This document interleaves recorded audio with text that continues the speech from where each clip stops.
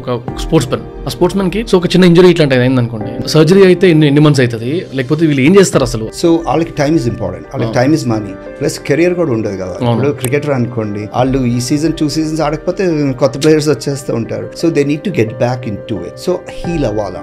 Partial tear ఉన్న వాళ్ళు ఇట్లా స్టెమ్ సెల్స్ చేయించుకోవడం జరుగుతుంది. మాకు యుఎస్లో ఇప్పుడు బాస్కెట్బాల్ ప్లేయర్స్ కానీ ఫుట్బాల్ ప్లేయర్స్ కానీ ప్రొఫెషనల్ ప్లేయర్స్ ట్రీట్ చేస్తున్నప్పుడు పార్షల్ టేర్ ఉన్నప్పుడు చదువు, కంప్లీట్ టేర్ ఉన్నప్పుడు సర్జన్కి పంపిస్తాను, సర్జరీ చేస్తారు. తర్వాత ఆర్థరైటిస్ వచ్చే ఛాన్స్ ఉంది, ఎందుకంటే కట్ చేసి మెటల్ పెట్టి ఉంది కదా. కానీ వాళ్ళకి ఏంటంటే ఆ 2-3 years ఇంపార్టెంట్. సో ఆ రిస్క్ తీసుకుంటారు.